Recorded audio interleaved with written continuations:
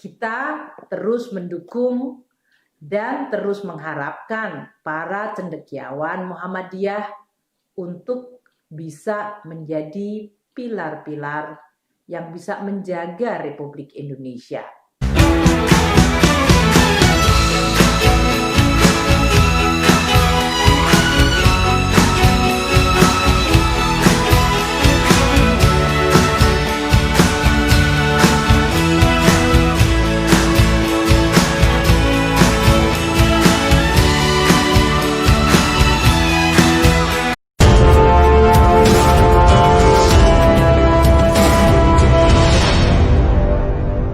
Bismillahirrahmanirrahim. Assalamualaikum warahmatullahi wabarakatuh. Yang saya hormati Bapak Profesor Dr. Haji Haidar Nasir MSc, Ketua Umum PP Muhammadiyah, Saudara Dr. Haji Agung Danarto M. Agama, Ketua BPH Mu'alimin Mu'alimat Muhammadiyah Yogyakarta, Saudara Haji Ali Aulia LC M.Hum, Direktur Madrasah Mu'alimin Muhammadiyah Yogyakarta, para guru, para karyawan, musyrif, dan siswa Madrasah Mu'alimin Muhammadiyah Yogyakarta yang hadir pada hari ini. Marilah kita semua memanjatkan puji syukur kehadirat Allah Subhanahu wa Ta'ala, karena berkat limpahan rahmat-Nya kita dapat berkumpul walaupun secara virtual dalam kondisi sehat walafiat untuk menghadiri resepsi milad ke-102 Madrasah Mu'alimin Muhammadiyah Yogyakarta. Dengan usia yang begitu panjang, 102 tahun, sebuah usia yang menggambarkan perjalanan dari Madrasah Mu'alimin Muhammadiyah Yogyakarta di dalam terus meningkatkan kualitas sumber daya manusia Indonesia. Peringatan Milad ke-102 ini juga mengambil tema yang luar biasa penting, meneguhkan kompetensi kader hadapi pendidikan era baru. Sebuah tema yang sangat relevan dengan situasi saat ini. Karena kita sedang menghadapi pandemi COVID-19 yang luar biasa. Bahasa Inggris, extraordinary. Situasi yang luar biasa, tantangan yang luar biasa, yang memberikan dampak ancaman pada manusia dan kesehatannya. Dan memberikan imbas atau dampak sosial ekonomi yang luar biasa. COVID-19 adalah faktor berubah, game changer, di dalam perekonomian dunia dan Indonesia. 67 juta manusia di seluruh dunia terkena COVID dan masih terus menjalar. 1,5 juta kematian telah terjadi akibat COVID di seluruh dunia. Dan meskipun berbagai ikhtiar dilakukan, termasuk adanya vaksin yang akan terus ditemukan, namun kita tetap perlu untuk menjaga agar COVID-19 tidak makin meluas, karena dia mengancam tidak hanya jiwa manusia, namun dia juga mengancam kegiatan sosial seperti belajar, mengajar, beribadah, tidak lagi mungkin dilakukan secara seperti masa lalu. Dan juga kegiatan ekonomi masyarakat, terutama masyarakat kelompok usaha kecil. Efek domino dari COVID-19 yang sangat memberatkan masyarakat menjadi tantangan kita semua, dan mengharuskan kita semua berkomitmen untuk mencegahnya. Gunakan masker, menjaga jarak, dan tetap rajin mencuci tangan dengan sabun adalah cara yang bertanggung jawab dari kita semua, umat manusia, untuk saling membantu di dalam menjaga dan mencegah agar COVID-19 tidak meluas. Dunia pendidikan juga sangat terganggu oleh adanya COVID-19. Karena COVID-19 mengancam anak-anak didik kita, mengancam para guru, dan tentu mengancam seluruh orang tua. Upaya-upaya untuk tetap menyelenggarakan kegiatan pendidikan dilakukan dengan menggunakan teknologi. Saat ini aplikasi daring seperti Zoom, Google Meet, Skype, Cisco Webex, atau CloudX Meeting sangat familiar atau sangat dikenal oleh seluruh masyarakat di dunia. COVID-19 memang merupakan faktor perubah tingkah laku yang luar biasa.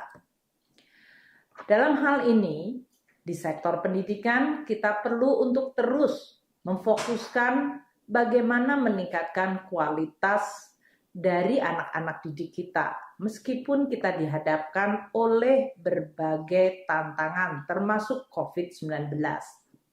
Namun pada saat yang sama kita juga diberikan kesempatan akibat perubahan-perubahan, termasuk akibat teknologi. Mari kita melihat kesempatan maupun tantangan di bidang sumber daya manusia ini. Indonesia adalah negara dengan penduduk yang besar, lebih dari 267 juta saat ini. Dengan tingkat fertilitas atau pertumbuhan penduduk, pada tahun 2045 penduduk Indonesia diperkirakan akan mencapai 318 juta penduduk, di mana 65%-nya adalah mereka yang usianya produktif, yaitu yang bisa bekerja atau belajar, dan insya Allah 70% mereka adalah kelas menengah.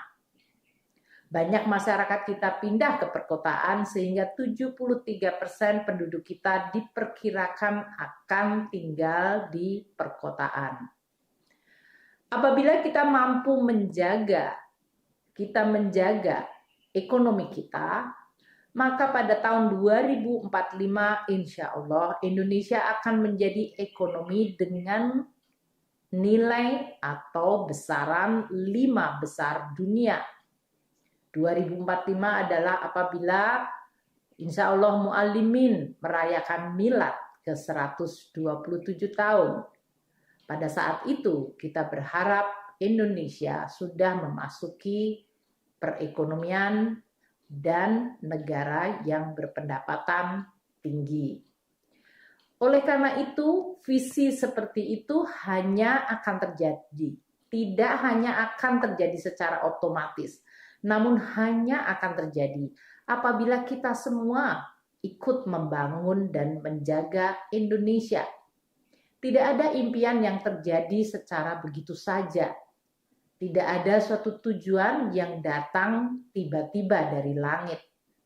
Namun kita semua sebagai umat manusia diminta untuk semuanya berikhtiar. Ikhtiar adalah bagian dari ibadah kita. Untuk bisa mencapai optimisme Indonesia masa depan tersebut, maka kita perlu membangun persyaratan-persyaratannya. Apa yang menjadi persyaratan sebuah negara untuk bisa maju? Jelas sumber daya manusianya harus berkualitas, harus makin baik. Selain tentu kita perlu untuk terus membangun infrastruktur. Karena infrastruktur memberikan dukungan pada mobilitas masyarakat, produktivitas, dan kemampuan untuk berinteraksi secara positif. Kita juga perlu untuk memahami, menyerap, dan bahkan menjadi penemu teknologi. Indonesia perlu juga menyiapkan diri dari birokrasi dan regulasinya agar menjadi baik, tidak menjadi faktor penghalang dan pemberat bagi masyarakat untuk berkreasi dan berproduktivitas. Dan itu membutuhkan sektor keuangan yang terus dijaga stabilitas dan kesehatannya. Semua ini akan bisa berjalan apabila kita menjaga Indonesia dari sisi politik, ekonomi, dan sosial, serta membangun sektor hukumnya agar berkepastian.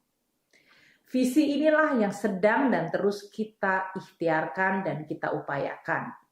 Bukan hanya tanggung jawab dari pemerintah, namun seluruh pemangku kepentingan termasuk organisasi Muhammadiyah memiliki peran yang luar biasa penting. Kalau kita melihat dan berfokus kepada dunia pendidikan dan kualitas sumber daya manusia, mari kita lihat tantangan yang kita hadapi. Salah satunya yang diukur dengan apa yang disebut Human Capital Index, yaitu indeks mengenai seberapa berkualitasnya sumber daya manusia suatu bangsa. Bank Dunia membangun indeks ini untuk bisa membandingkan antar negara. Di mana posisi Indonesia? Pada tahun 2010, Human Capital Index Indonesia ada di 0,5. Tahun 2018 kita meningkat menjadi 0,53. Dan tahun 2020 meningkat lagi menjadi 0,54. Apa artinya indeks tersebut? Indeks tersebut diukur berdasarkan beberapa indikator. Tapi indeks itu menggambarkan bagaimana seorang anak di sebuah negara akan dapat mencapai berapa persen produktivitas maksimalnya. Jadi kalau Indonesia memiliki indeks 0,54, artinya seorang anak di Indonesia lahir, maka di Indonesia bisa mengharapkan produktivitas maksimal anak itu adalah 54%. Tentu itu tidak baik. Karena ada negara yang bisa membuat kondisi di mana anak-anak yang lahir di negara tersebut bisa memaksimalkan produktivitasnya hingga bahkan 75%, seperti di negara-negara Amerika Utara, atau di negara Eropa yang mendekati 70%. Kalau anak Indonesia hanya bisa maksimal produktivitasnya mencapai 54%, betapa banyak potensi yang hilang, yang kita sia-siakan. Maka Human Capital Index penting untuk kita perbaiki, karena tidak untuk mengejar skor, tapi yang paling penting untuk membuat anak-anak Indonesia mampu menjadi anak-anak dan generasi yang bisa mencapai cita-citanya dengan produktivitas tinggi, dengan pemikiran mereka, dengan ikhtiar mereka, dengan kreativitas mereka. Inilah yang menjadi tantangan kita. Yang menarik di dalam Human Capital Index Indonesia, untuk anak perempuan lebih tinggi dari anak laki. Human Capital Index Indonesia perempuan itu 0,56. Artinya 56% produktivitas mereka dibandingkan anak laki-laki yang 0,52 atau 52%. Ini tentu merupakan salah satu indikator yang saya harap Madrasah Mu'alimin yang khusus untuk laki-laki menjadi tantangan untuk bisa meningkatkan skornya. Karena pada dasarnya anak laki dan anak perempuan mereka memiliki kesempatan dan kualitas yang sama. Seharusnya mereka mampu mencapai produktivitas dan prestasi yang paling tinggi, yang maksimal, yang merupakan cita-cita anak-anak kita. Mari kita lihat komponen dari Human Capital Index. Di situ ada bagaimana anak-anak di usia di bawah 5 tahun atau di 5 tahun bisa tetap survive. Ini artinya apa? Anak-anak usia dini harus lahir dengan gizi yang cukup. Ibu-ibunya yang selama kehamilan mendapatkan makanan yang baik. Dan mereka mendapatkan layanan kesehatan sehingga mereka bisa melahirkan dengan selamat. Dan anak-anak ini harus diberikan tidak hanya gizi tapi juga perhatian. Faktor kedua dari Human Capital Index adalah berapa lama anak-anak sekolah. Di Indonesia 12,4%. Kemudian tidak hanya dia sekolah, tapi apakah dia mampu belajar dan menguasai pelajarannya sehingga dia mendapatkan skor tes yang baik. Dan juga berapa efektif mereka waktu di sekolah itu benar-benar belajar. Juga tentu agar tidak ada halangan untuk belajar. Anak-anak yang masa kecilnya kurang gizi akan sangat sulit untuk mengejar tantangan belajar. Karena secara kondisi kesehatannya, entah itu otaknya maupun dari sisi fisiknya menjadi terganggu. Dan itu berarti akan sangat mengganggu kemampuan anak itu untuk menjadi produktif dan kreatif. Kalau salah satu indikator lain yang kita gunakan, yaitu yang disebut PISA score. Apa itu PISA? Program for International Student Assessment. Ini adalah bagaimana mengukur kapasitas dan nilai dari para pelajar yang dibandingkan secara internasional. Satu negara dengan negara lain. Kita lihat di Indonesia tahun 2018. Skor PISA kita masih rendah. Kita menduduki peringkat 71 dari 78 negara. Kita bahkan di bawah negara-negara tentu yang kita lihat lebih maju seperti Singapura, Malaysia, Thailand. Meskipun Indonesia lebih baik dibandingkan negara seperti Maroko, Lebanon, atau Filipina. Apa yang diukur di dalam skor PISA di mana Indonesia masih harus meningkatkan kemampuan dari anak-anak didik kita? Para siswa akan dibandingkan dalam 3 hal. Reading atau membaca, ini tidak hanya membaca ABC atau kata-kata, namun critical reading. Bagaimana kita bisa memahami bacaannya. Kemudian yang kedua adalah matematika.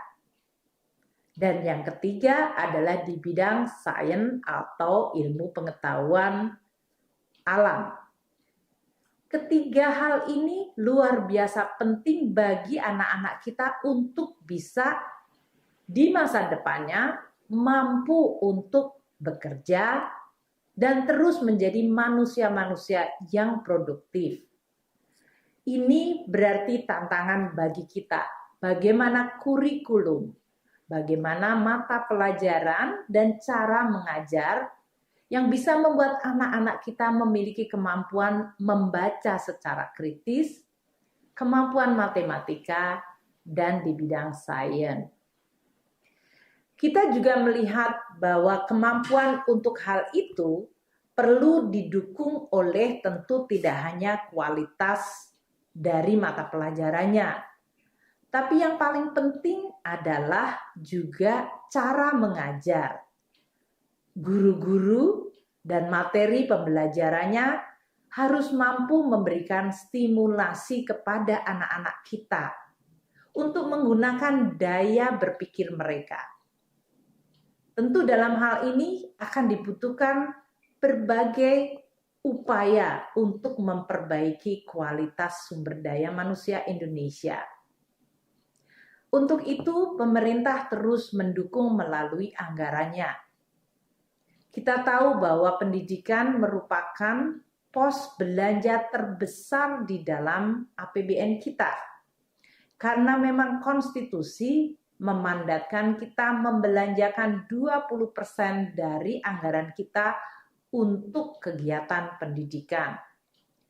Kalau tahun 2010, belanja pendidikan kita mencapai 255 triliun.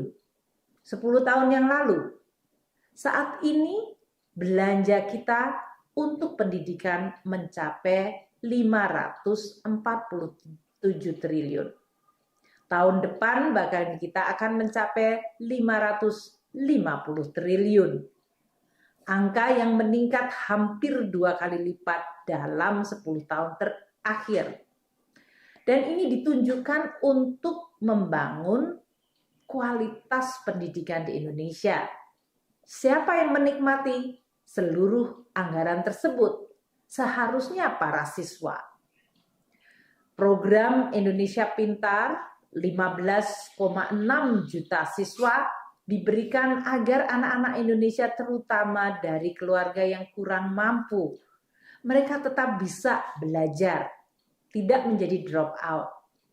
Kita juga memberikan beasiswa bidik misi kepada 763.000 para siswa yang pandai dan memiliki potensi dan ingin meneruskan ke jenjang pendidikan tinggi. Dia tidak seharusnya tidak mampu untuk terus karena masalah biaya. Maka pemerintah memberikan beasiswa bidik misi.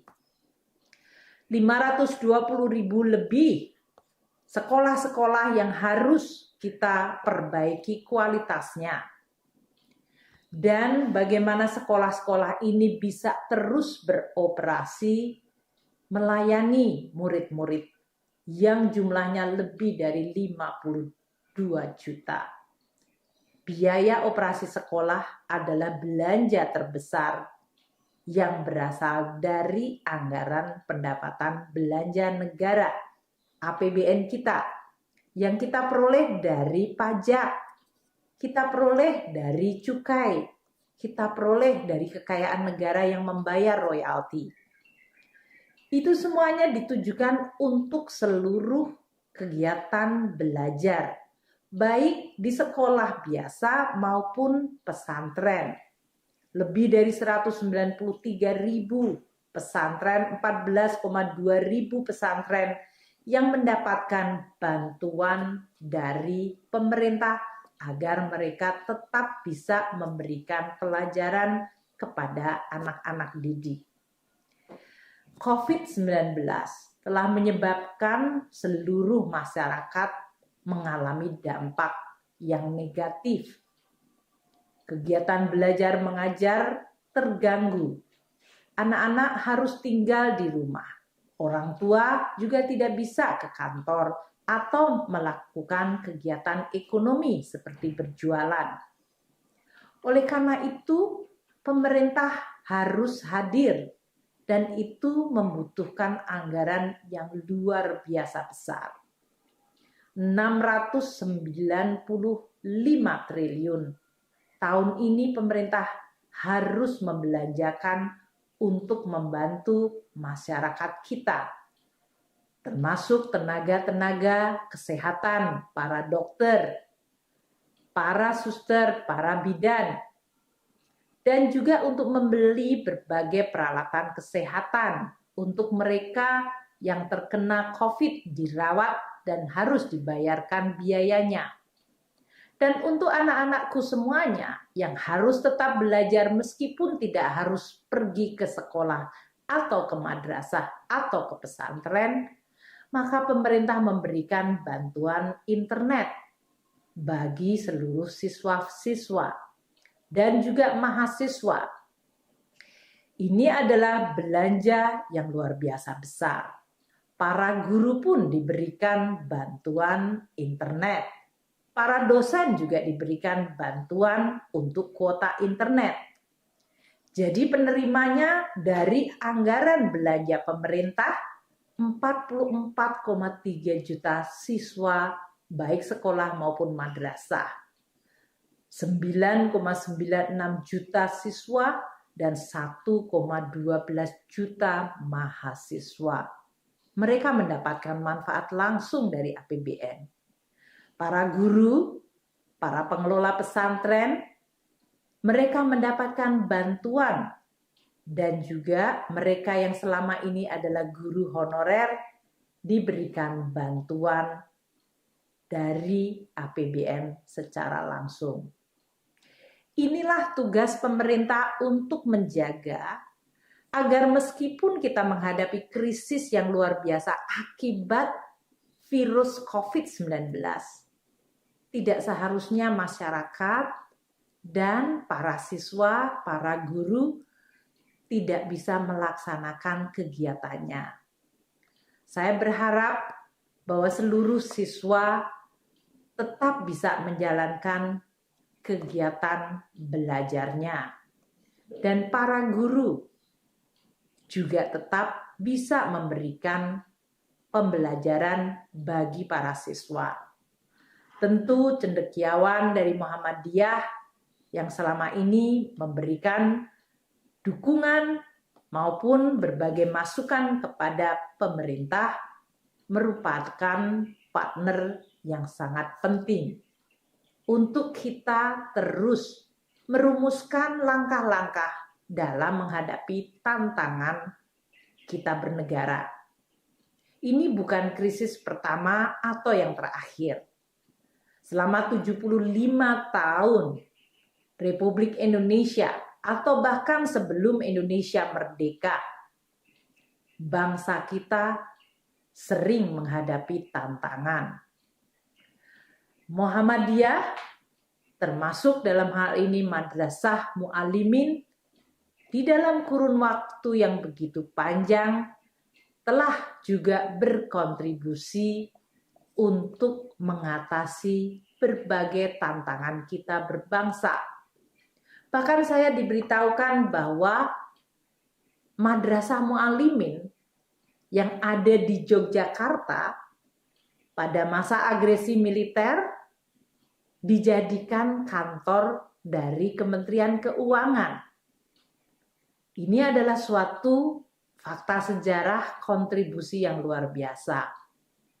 Kami atas nama Kementerian Keuangan ingin menyampaikan penghargaan dan terima kasih kepada Madrasah Mu'allimin yang telah memberikan kantornya untuk bisa menjalankan fungsi Kementerian Keuangan pada awal-awal masa Indonesia merdeka.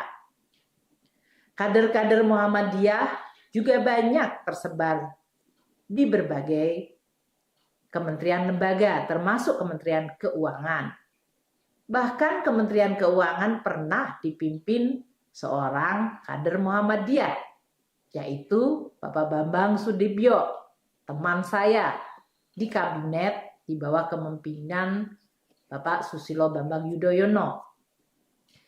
Di bawah kepemimpinan Bapak Presiden Abdurrahman Wahid. Kita terus mendukung dan terus mengharapkan para cendekiawan Muhammadiyah untuk bisa menjadi pilar-pilar yang bisa menjaga Republik Indonesia di dalam perjuangannya mencapai cita-cita, yaitu untuk menciptakan baldatun thayyibatun warobun ghafur. Bagaimana kita menciptakan kesejahteraan, keadilan yang merata, dan tentu kualitas sumber daya manusia Indonesia yang makin baik.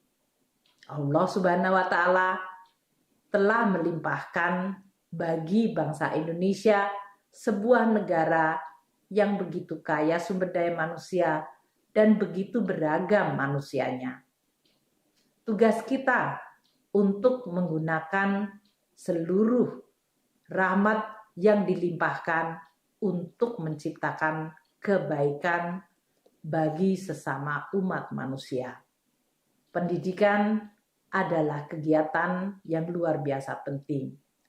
Saya ingin menyampaikan selamat kepada seluruh jajaran Muhammadiyah, terutama untuk Madrasah Mu'allimin yang ada di Yogyakarta atas seluruh kontribusinya dan terus upaya di dalam membangun kualitas sumber daya manusia sehingga Indonesia mampu untuk terus menghadapi berbagai macam tantangan dan ancaman, menjaga Republik Indonesia menjadi negara kesatuan tempat di mana kita berada, hidup, dan terus kita meningkatkan kesejahteraan masyarakatnya secara adil.